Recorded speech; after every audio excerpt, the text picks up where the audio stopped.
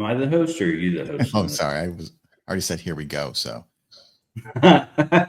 we're live. All right. Hey guys, Captain Matt here with the Lighting Trade School podcast. I'm here with my buddy, Shane, Glow Daddy Duffy. Shane, how are you doing today, buddy? What's up, Cap? I'm good, man. I had a lot of fires this week to be quite honest. It's been a little bit of a rough week, but like our podcast last week, if you guys didn't listen to it, sometimes you just got to let the fires burn. Like I would say we had catastrophic fires this week. But in all reality, like I've been through worse. Like you say, the crown isn't heavy, your neck is freaking weak. Yes, that's what I say. Freaking weak. And a much more direct tone from Matt. But I got a strong neck, so like these things really shouldn't. If they don't bother me, they shouldn't bother you there as the listener. If you lose 50% of your team in the middle of a super busy season and you have trucks break, tires blow, equipment go out, managers late, like it's not the end of the world. It'll ruin an hour, but it's not going to ruin my entire day. Yeah, you have a great way of handling all that. And yeah, I know every day we talk, it's like you're going through something. You're just getting hit left and right now. And the irony of it is that we just did that podcast last week about the fire. So I know. Just brought up all those old shit. Downhill since that one. Yeah, man. Hey, but it could be worse. We could not be making money. At least we're making money, and that's what makes the stress is we're busy while we're going through all this. Right. Yeah, absolutely. All right, guys, on today's episode, we are going to talk about some design stuff, especially we have a project that Shane is working on right now, which really leads us to be able to talk about some cool concepts. Part of being a designer is always think out of the box, right? Instead of just saying, oh, there's 8 up lights, 3 path lights, boom, boom, boom, boom. How do we elevate our game as designers, incorporate our own style, bring something that, maybe you've never tried before, but you think would be cool. So that's kind of what we're going to talk about in today's episode. So folks were asking more for design stuff and how we do. And this just happens to be a pretty trick job that we're going to do. It's a little over and beyond the norm, so I thought it'd be worth sharing. But Matt, it's cool. Like before we even jump into that, the sponsor, of this podcast for today is Captain Matt Outdoors Coaching Program, which is kind of funny, right? Because here you are, Captain Matt. But I mean, you did sponsor this episode, and you have a super badass coaching program. Like I know you do. Folks get lots of value over it.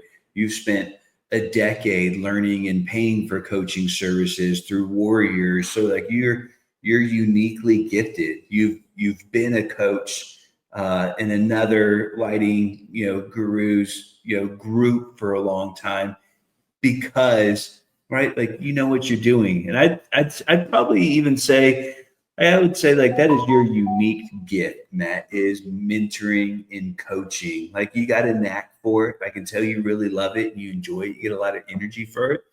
Sure. You do it for free if you could all day. And you do it for free a lot. For a lot of people, like you just thoroughly enjoy it.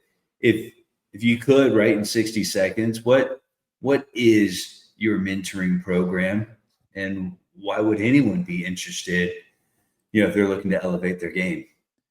Yeah. So my mentoring program is basically working with me with your outdoor lighting company, landscaping, permanent, Christmas. I can definitely help you across the board, whether you're just starting out or you're making a couple 100,000, I can elevate you. And it's working directly with me, right? There's 2 mandatory calls a month where we just talk about your business, the foundation, and what's going right and what's going wrong. And you get direct access to me. You have my cell phone number, a Telegram group, anything and everything. There's no set program. It's different for every single guy based on where you are and where you want to go. So it's super hands-on, super. I'm talking to the guys all the time. It's not like you only get a 1-hour call every 2 weeks. So it's been great. We've got 5-6 guys in it right now, and already seeing some pretty cool things happening. Do you even have any slots like available to take on a new guy? Because I know you only want to take on so many folks. Yeah, I said 5 guys this year, and I filled that up, basically when I announced it. But a couple of my guys have full-time jobs, so as a little bit different than I expected for my first 5 guys, where I thought a lot of them would be like lighting guys doing it full time. So definitely, I'm taking a couple other applications. For right now, I will take a few more because I'm going to have the time, because these guys are working, 50 hours a week on their normal 9 to 5, if you will. So I'm going to open up a few more. So if you're interested, you can definitely fill out the application. I read them all myself. We hop on a call, see if it makes sense. That's captainmattoutdoors.com. Awesome. Well, hey, let's get into it. Yeah. Interested. Yeah, it's worth an hour conversation. Just do a discovery call with Matt and see if you guys are a good fit and what it's all about. Hell yeah, man. And I also, have badass coins and cigars. Man. That's a whole other thing. You mean you get a coin and a cigar too? It's fucking worth it. I like, real quick on that. Like, I was talking to somebody doing that, he's like, man, I don't know. And I was like, if I can't sell you 2 extra fixtures a month, like, am I not worth 2? You don't think I can help you sell 2 more? Easy. Anyway, you're doing a badass outdoor kitchen, I believe. I'm only briefly saw some photos. And so why don't you, before we kind of go into what you're doing, like, you brought this up to me saying you had a unique project. So what's unique about it? What are, like, the pain points from the average lighting guy, and then even the pain points from a guy like you who is well beyond average? So this job, just to kind of preface it, it's a customer we've had. We've installed a couple hundred fixtures on the property. It's a pretty amazing property, and he built this outdoor kitchen. He always had the intention to, it just, it wasn't existed a year or 2 ago when we were first there. So Sure. we come out, and so I know the client. We've got a relationship already. He's pretty much already wanted to use us, which is like a great reason why you want to stay in front of your customers and have a maintenance program. Like, be friends. You want to be the first person they remember and call. So we got that. And there's nothing extra unique about this kitchen. You guys will see it. But we wanted to do some extra, like, over and beyond trick stuff that no one else would even attempt to do or quote. It should be extremely rare. I would say, 99 out of 50 guys, 99 out of would not do these particular things. So I thought, well, hey, that'd be cool for a cool podcast. Like, maybe it'll help you guys elevate your design and thought on what could be for lighting up an outdoor kitchen. Of course, it has to be the right client, someone that has to have a budget for it, right? We're not just putting 5 or 10 lights on it. So I want to get into that. I also just thought, even backing up, I'm going to bring this to the stage, the company cam link that I have on this. But even before, you start the design of this, Matt, I think the question you should always ask when starting a design is where do you even start when you're doing a design? You start with the trees? Do you start with the house? Do you start with budget? How does your conversation go when you're starting, the process of a design? Yeah, sure. So obviously, I tell the client, well, let's walk around and explain your property to me.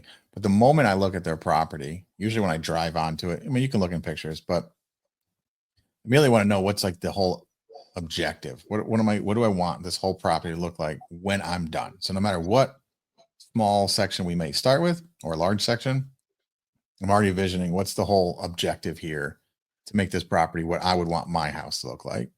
And then that's first, but also super important for me is I find out what's important to them.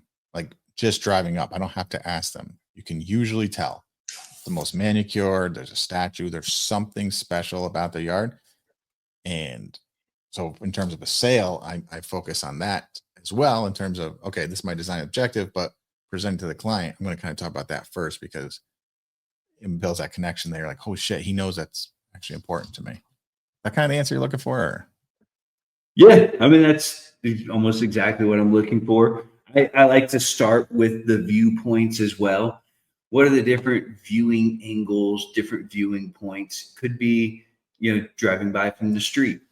That's a viewpoint. Could be sitting on your front porch, sitting on your back porch, the parking spot, in your driveway, the little bench that's under a tree over here. So wherever there might be a viewpoint, I want to sit at that viewpoint and look out and kind of map stuff out from there. I also like to kind of tell the customer too, just to prep them, like, hey, I'm a lighting guy. Like, you have an amazing yard. I mean, all this stuff is super awesome. Like, so forgive me. Like, I get excited. I want all this stuff to be visually active at night. You spend a lot of money, time, and energy keeping it this way. It doesn't exist at night. And like, my job to like want to get you to, make it exist at night where there's no light, there's no space. So none of this you can even see half of the time. So like, forgive me if I get super excited and kind of carried away. You can tell me, Shane, shut up. You're going too far. But like, this is exciting for me because your yard's amazing. And then I'll ask him, like, would you like me just to start talking what I would do if this was my yard? And that's usually kind of how I start. Or is there something very specific you want to talk about today? So it gives them the chance to tell me, oh, I'm only looking for this. And if they tell me, which is what I want, like, no, I kind of want your thoughts and input. How would you design it if it was your yard? I might not want to do all that, but I'd kind of like to know. And that gives me an idea. Am I going to phase this out and plant seeds, or am I going to quote the whole thing right away? Yeah, I think it's great. Also, when you talk about, sitting down, finding the viewpoints, I think that's extremely important. I want the client to see me sitting down. I even ask them, like, where's the spot you sit the most? Whether it's the backyard, front yard, show me. Like, which one of these chairs is yours? There's always chairs. And they point to it, and I'm like, okay, I have to sit where you sit. And I want them to see that, because it's not a bullshit line, at least for you and me. Like, we're really trying to see what they see. It's not just a sales tactic, but it lets them know, like, okay, lighting is more than just I want that tree lit because I like that tree. I want that tree lit because I like that tree. Right? It helps them start understanding that, like, okay, it's more than just what I'm thinking. Let's see what this lighting guy is doing. He's super important. He's sitting down to see what I see at night. So it's a little tidbit, little nugget. Yeah, like you said, you want to look for things that are cool to light up, called visual objectives, right? What are your visual objectives? Our visual objectives to guide the eye to the gazebo, to the front door, to the entry, to this manicured tree, to this marble statue. Like, what are the things we want to make sure, are visually active? And then we kind of start with the design around there. So I'm going to pull this kind of to the stage. Pull it up. Pull it up. Can you see this well? Yes, I can see you've got some down arrows underneath the marble. What's that, marble? So this is on Company Cam. If you guys aren't using Company Cam, like, you should. Company Cam's a really cool app to use. If you need a good referral link, maybe we'll get like a high five or something if we put a referral link in the thing. But Company Cam's like one of those. And we don't get paid from Company Cam. I want to. Company Cam, if you're listening, work with us. But like, I genuinely, like, it's like one of our things we can't live without in business now. That and Jobber, we use Jobber a lot. Those two are like our must-haves. So I mean, our team relies on this. So let me see if I can get a picture of this from far away. I should have taken more pictures, knowing that we would talk about this on the podcast, guys. I just took these pictures as part of like my internal team in kind of making the design.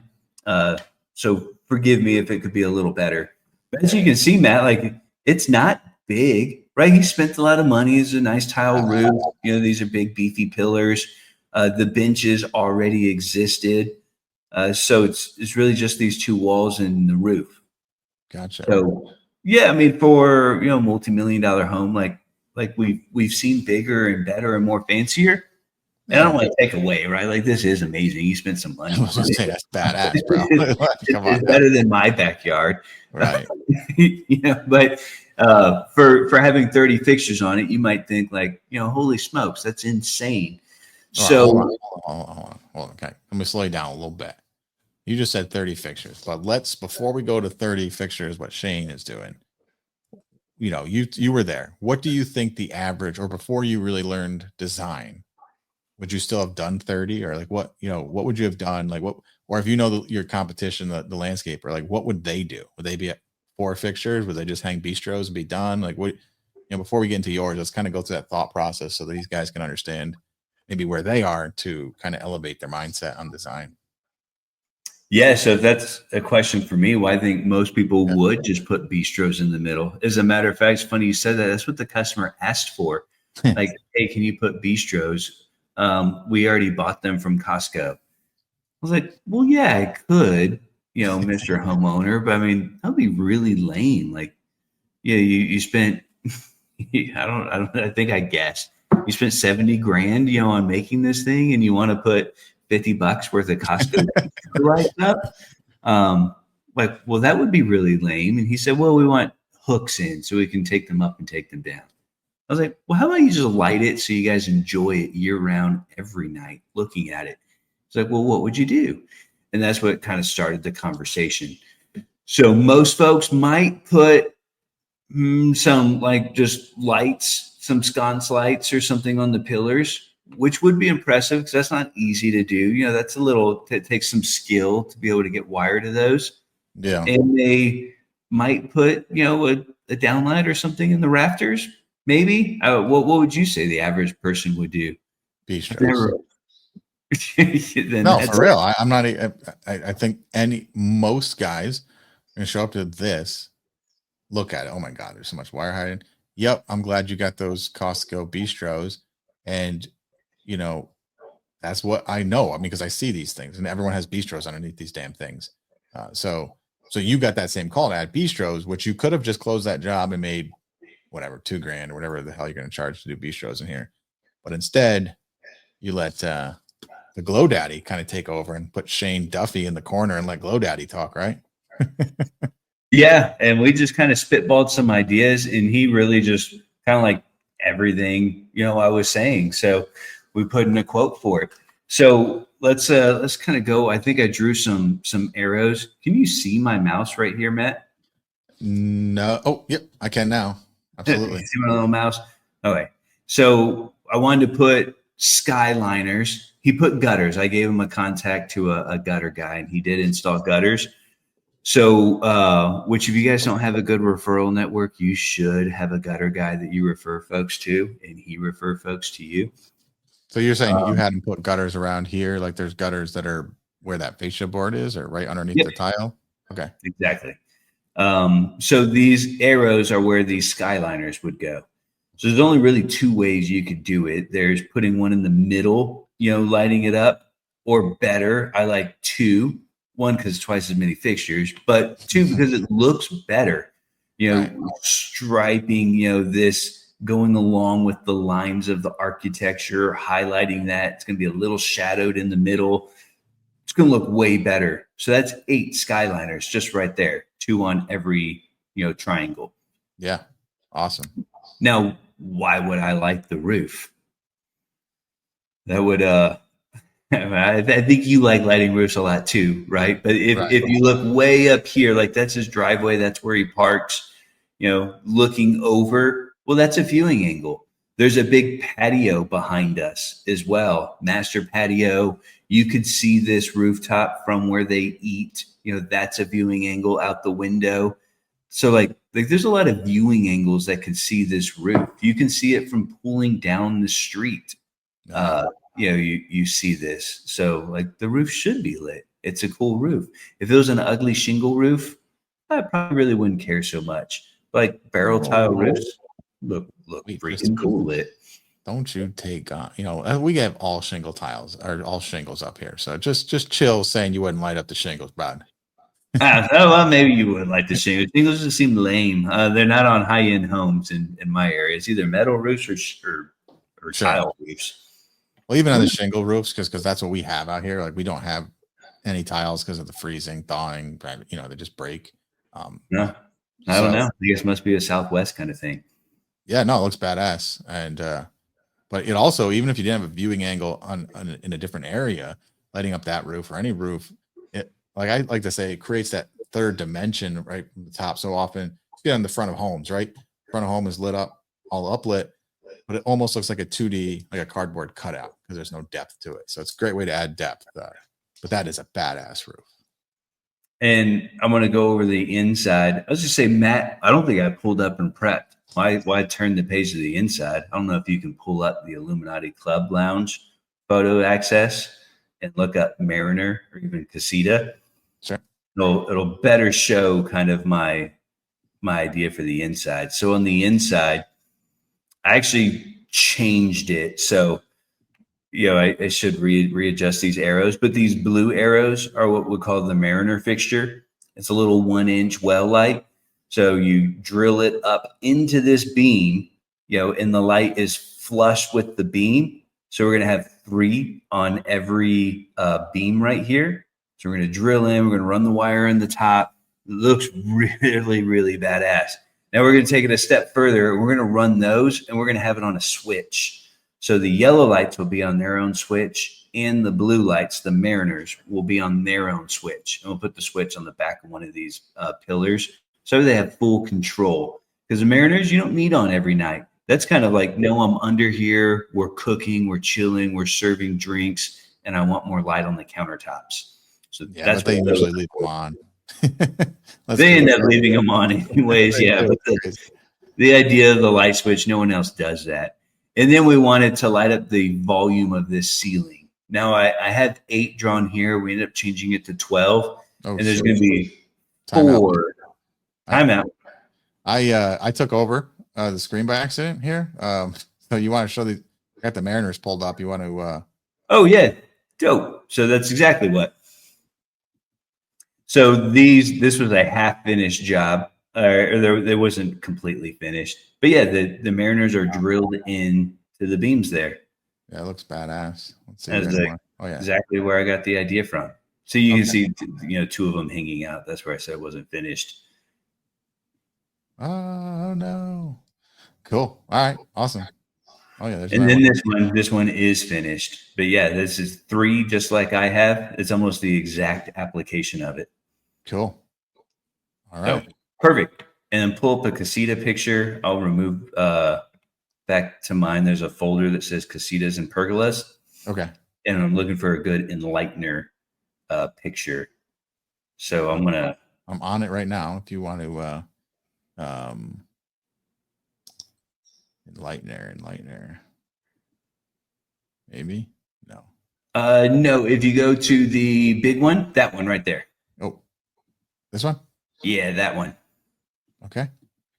So these are called Enlighteners as part of the Expander family from Lifetime Lighting Systems, meant to enlighten or add volume to the ceiling here. They're real low profile. They don't have a knuckle. It's kind of a square fixture, which kind of matches with this architecture. I'm going to remove that from stage and then bring this back up. So these yellow lines are that fixture. So there's going to be 4, 1, 2, 3, 4 in each of these, hallways, I guess. I don't really know what I would necessarily call those. And then there's going to be 2 on here. So there's going to be 4, 4, 2, and 2. And then that's going to really add a lot of volume to this inner part of the ceiling. The light's going to reflect down. It's going to make this whole interior part glow. And those are going to be on a light switch. So there's going to be 2 light switches. Okay. The Skyliner's not a light switch. That's an everyday thing. So how many extra fixtures is that? So we got 3, 12, plus 12, 24. So we're already at 32 fixtures, and I'm not done yet. So these fixtures right here, we had already previously installed. That's the Atlas fixture. That wall was already existing, and we're going to add more of those. So if I go back here, let's see. There's what that ceiling looks like, by the way. So the Enlightener is going to be right there in that corner going up. Nice. So we're going to add 5 more Atlases right there. 1, 2, 3, 4, 5. And then the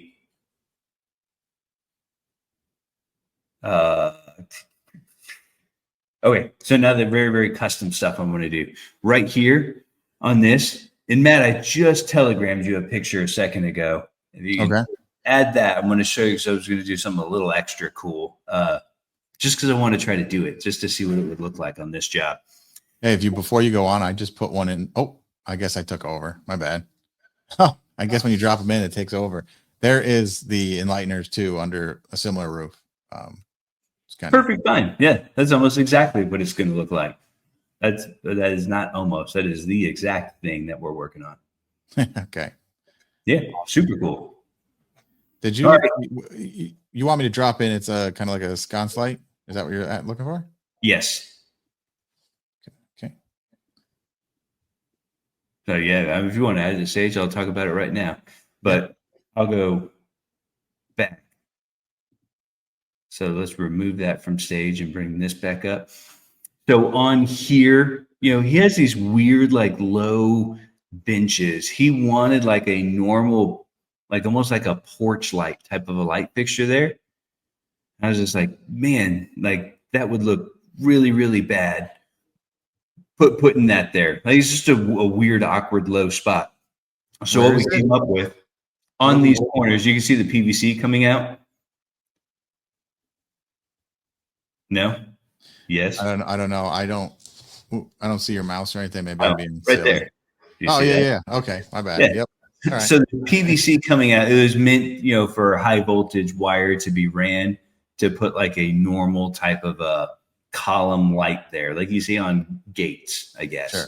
Yeah. That was what he suggested, what he wanted. I think the builder suggested, hey, that would be cool. Like, well, that's just going to be a glare bomb. It's really awkward sitting next to it. Like, that's weird. So what we did is I went out and bought a pot for him. I don't always go out and buy pots for customers, but this was kind of like one of those customers and jobs that kind of made sense for it. I'll show you guys a picture of the pot. And we're going to put a pot right on there. I'm going to even go and put some succulents in it for him. Something that doesn't have to be watered, something that's easy. I don't want to water it because I don't want water leaking or causing rust stains further on down the line. We're going to run the wire through this PVC because it's already there. And I'm going to put a Polynesian fixture. And I will kind of show you a picture of how I envision that looking. But the Polynesian fixture is a downlight. Matt, go ahead and bring that to stage there. The Polynesian, which one? That one. Oh. So it'll look something exactly like this sticking out. It's not going to be that tall. I'm not sure how tall it's going to be yet. I'll kind of make it custom to size when I see it. So it'll be 12 to 18 inches or something. It'll be in the pot right in the middle. It's going to light the succulents. And you can take this cap off. You can put citronella oil in it and light a flame. So it's a tiki torch when you want it to be. Otherwise, it's a downlight. But I want to make it extra trick because it's short. I've got a short, fat pot. As a matter of fact, just for you guys that are actually looking and watching, this pot is what we're using. I wanted something with color, blue. I thought this looked cool. It was big. It's probably 2 or 3 inches taller than I would have preferred. But still, it's only 15 inches taller. It's not very tall. And you're going to drill what I wanted. What is that made of? You're going to drill a hole right in the bottom of that conduit. So we got to get a diamond drill, and we got to make a 1-inch hole or 1.5 inch, however big this PVC is. And then let me bring back up the picture. So remove that, bring that. So the pot will go over this PVC. I'm going to leave the PVC there, Matt. Like I'm probably going to trim it and cut it, but that'll help stabilize it. And we're going to silicone around it so it doesn't leak. Yep. And then I'm just going to run my wire up there. And I'm going to put my 2-inch copper. So I made a custom 2-inch copper because like the picture we just showed you was 1 inch. I want the copper extra fat, extra custom. So it's going to be short and fat and super cool. And the 2 inches is going to slide right over this PVC. So in theory, that'll stabilize the Polynesian because it's already stabilized and stabilize the pot. So I'm going to work with what I had. If not, I would surface mount it and drill holes in the pot and drill holes and put anchors in here. I don't think I have to do all that on this. Okay. So it should be easier than it might sound. So just kind of recap, right? Pot over the PVC, Polynesian in it, shining on some succulents. Maybe even though like hang over the pot, we'll get kind of some vine-like, succulents. And we'll look like super dope, super custom. You can have the flames on. There's a pool right there. It's going to look pretty amazing. Here's kind of another example with a path light in a pot. My pot's going to be shorter. The stem's going to be fatter. The whole fixture is going to be a lot shorter. But to kind of maybe help visualize for some of you guys that are watching. Yeah. And then just extra thought. So I had this thought, and I got to admit, I stole it from Nate. So Nate always has cool ideas. But for these pillars, these posts, I didn't even quote to the client. I'm honestly just doing it. If he doesn't like it, I'll take it down. But I'm going to take some pictures of it and just, learn. But I got these fixtures. I got them off Amazon. They weren't very expensive. I'm going to put those on the post. I'm going to convert the socket from like a 120 socket to like a bipin socket. And then it's going to have a fire flicker bulb in it. So these little things are going to be on the comms, as like a sconce light, but they're going to have fire. So they're going to match the fire, fire that you're bringing to the design. There, it's going to be on the post, on the outside. It's going to have a little fire flicker there. If he likes them, I'll probably add 2 more. And there's going to be fire here. And then I like this concept so much, I want him to add more of these around his pool, which he probably will. So when you get into really custom stuff, you can, win and separate yourself, on these types of jobs. So I think I told you 30 fixtures to start off, Matt. Like, well, after recounting, it's more like 40 fixtures. This fire pit, we quoted to put some strip light underneath it. We give the option for RGB. And at the end of the day, we just kind of thought it'd be too difficult to do and maybe not quite worth it. It was already pretty stretched with adding 40 fixtures on this little area. That was one thing we kind of quoted and decided to leave alone. Yeah, I agree. That I think even if you had strip light in there, you have to have on a dimmer switch. That could really just take over all the other cool things you're doing. It's just be the brightest spot. Yeah. So now going back, the average person would have just quoted a bistro job, maybe 4 fixtures, a couple of grand, and you compare that to my proposal. It's like, what? Whoa. That would probably honestly take us a day. We would probably get that all done in a day with my top 2 guys. There's a chance it could spill over into 2 days if we get a little caught up or have to run to Home Depot because we didn't plan for something. Sure. Unlikely because we're pretty prepared. But that's not, I say it's not a difficult job. It's a really difficult job and trick job for most folks. Once you have the right tools and you've done it once or twice, it really becomes easier. I hate it when Nate says, "Oh, that's easy. Oh, that's so easy." And, he always used to say that and it would drive me nuts. Like, no, Nate, it's not easy. I've never done that before. I don't even know what tool that is. I don't even know where to buy that kind of a bit, Nate. Or once you do it, now I find myself saying, "Oh, that's easy." If I can do it, certainly anyone can do it because I am not super handy, naturally. Yeah, and it's always more fun and easier when you're learning to do it on a job you're getting paid for. That's why I try to tell the new guys. It's like, man, I can tell you how to do it all, but why don't you wait till you sell a job with that? Because it's totally different when you've sold it and you have to figure it out. There's no more, hey, what if I was doing this? So I think that'd be a badass. Also, I want to point out, doing the design that you came up with versus bistros. If let's say they have their friends over, they're going to notice the bistros. They're not going to ask them who did the bistros. They come over, they see that badass thing. That's going to be, holy shit. Like, how'd you come up with this? Who did this? Right. So you talk about referrals, bistros. Yeah. You're not going to get really a referral. You can get a referral, but no one's going to be asking about it. So we see bistros everywhere. Like that's a huge thing too, is future work by presenting the lit tiki torch in a pot with plants and drilling pots and stuff. Like none of your competition is doing that. I would be shocked if someone else came up with like a cooler, more unique design than that. Yeah, I agree. That's badass, man. I think it's amazing. And again, it's more than just that job. You don't think that client, when every time they have a guest over, is going to show off their tiki torches in a pot with succulents on their marble outdoor kitchen top? What the hell?